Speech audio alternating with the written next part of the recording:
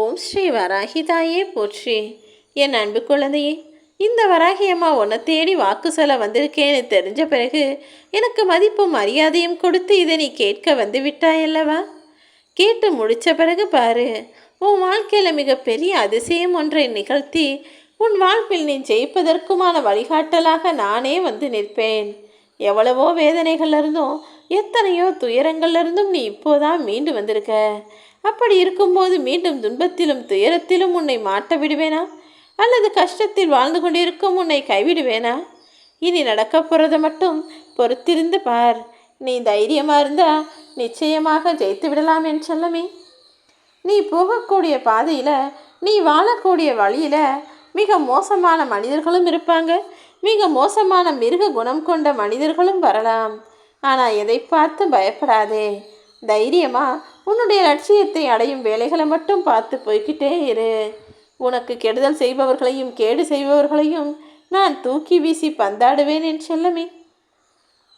சாது மிரண்டால் காடு கொள்ளாது என்பதை உன் மூலமாக நான் அவர்களுக்கு காட்டும் தருணம் வந்துவிட்டது. இத்தனை நாளாக நீ பொறுமையாக போகிற, என்ன செஞ்சாலும் சமாளிச்சுக்கிற, அனுசரிச்சுக்கிறன்றதுக்காக மீண்டும் மீண்டும் உன்னை துன்பப்படுத்திக்கிட்டே இருந்தா அதை பார்த்து ஒரு தாயாகிய என்னால் எப்படி பொறுமையாக இருக்க முடியும்? உன் லட்சியத்தை அடையும் வேலைகளை பார்த்து போய்கிட்டே இரு. மற்ற எல்லாத்தையும் இந்த வராகியம்மா நான் பார்த்து கொள்கிறேன் என் செல்லமே.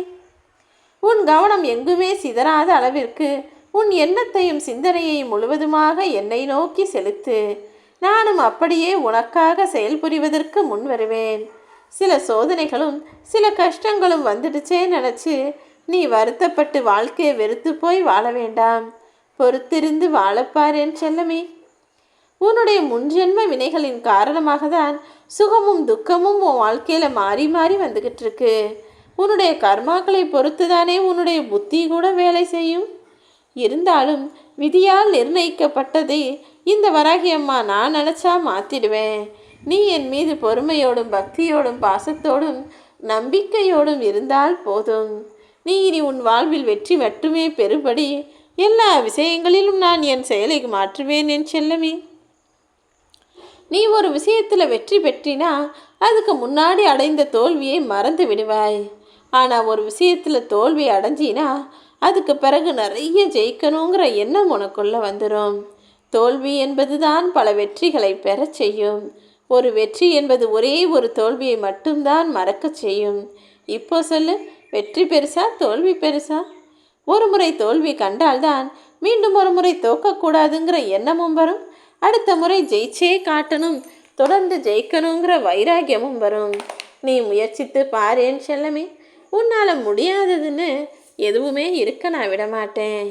நீ யாரிடமிருந்தாவது ₹1 எனக்காக வாங்கி வந்து கொடுத்தால் போதும், அவர்களுக்கு 10 மடங்காக திருப்பி தர தயாராக நான் ஆகிவிடுவேன். அப்படி இருக்கும்போது நீ எனக்காக மனமு வந்து எத்தனையோ விஷயங்களை செய்து பக்தியோடு பாசத்தோடு வணங்கும்போது நான் எப்படி அதை விலை இல்லாமல் சுலபமாய் பெற்றுக்கொள்வேன்? நீ எனக்கு தட்சணை கொடுக்க வேணும், எனக்காக அந்த சாப்பாடு செய்யணும், இதை செஞ்சு படைக்கணும், எனக்காக தீபம் வெட்டணும்னு எதுவுமே நான் உன்னிடமிருந்து எதிர்பார்ப்பது கிடையாது. உன்னுடைய எதிர்காலத்தில் நீ நிம்மதியாக சந்தோஷமாக வாழணும் என்பது மட்டும்தான் என்னுடைய எண்ணமாகவும் யோசனையாகவும் இருக்கிறது என் செல்லமே. உன் வெற்றிக்கான வழியை காட்டுவதற்காக தான் உன் வராகி அம்மா நான் உன்னை தேடி வந்திருக்கேன். உன் வாழ்க்கை பாதையை நீயே உருவாக்கி கொள்வதற்கு தயாராக இரு. நானும் உனக்கு வழிகாட்டலாக இருந்து நீ சாதிப்பதற்கான வழியையும் காட்டுவேன். அடுத்தவர் பாதையில் அடுத்தவர் முன்னேறி செல்லும்போது அதை தடுத்து நீ ஜெயிக்கணும்னு நினைக்காத. அடுத்தவர் பாதையை தடுக்கும் பாறையாக நீ ஒருபோதும் இருந்துவிடக்கூடாது என் செல்லமே. உன் மனக்குழப்பங்கள் அதிகமாகும் போதும் உன் மனசில் கவலைகள் ஆக்கிரமிக்கும் போதும் ஒரு நிமிஷம் என்னை நினச்சிக்கிட்டினா போதும். உன் குழப்பத்திற்கான தீர்வுகளை எல்லாம் உன் மனசில் நானே விதைப்பேன். இப்போது ஒரு நிமிடம் மட்டும் மௌனமாக இருந்துவிடு. உன் குழப்பத்திற்கான தீர்வுகளை கொடுக்க போகும் நான் உன் மனசுக்குள்ள குடியேறி உனக்கான நிம்மதியையும் சந்தோஷத்தையும் கூட உருவாக்கப் போகிறேன். என்னுடைய பிள்ளைகள் எல்லாரும் ஆத்மார்த்தமான அன்போடு எந்த எதிர்பார்ப்பும் இல்லாமல் என்னை பூஜித்து வணங்கி வருகிறார்கள் தானே?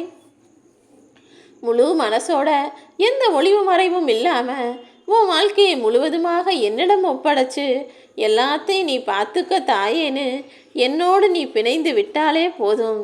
உனக்குள்ளிருந்து நீ உன் வாழ்க்கையை ஜெயிப்பதற்கு எல்லா வழிகளிலும் நான் வழிகாட்டுவேன் என் செல்லமே. நீயும் சிறப்பாக செயலாற்றுவதற்கு அது சரியான வழியாக அமையும். இதை புரிஞ்சுக்கிட்டு இந்த வராகி அம்மாவை நீ வணங்கினால் போதும். கஷ்ட நஷ்டங்கள் எல்லாமே வாழ்க்கையின் ஒரு பகுதிதான்ங்கிறத தீர்க்கமாக புரிஞ்சுக்கோ. கஷ்டமும் நஷ்டமும் மட்டுமே வாழ்க்கை கிடையாதல்லவா? நீ விரும்பிய வாழ்வில் உனக்கான வெற்றியை நான் நிச்சயமாக கொடுக்கத்தான் போகிறேன். நீ தேவையில்லாமல் மனம் வருந்த வேண்டாம். உன்னுடைய நெஞ்சில் உறுதியை தந்து உனக்கான சந்தோஷத்தை தர நான் தயாராகிவிட்டேன். நீ எதிர்பார்த்தது போலவே உன் வாழ்வில் நீ சுடர்விட்டு பிரகாசிப்பாய் என் செல்லமே. உன்னை பரிபூரணமான ஆளாக வெற்றிகரமான ஆளாக மாற்றத்தான் நான் வந்தேன்.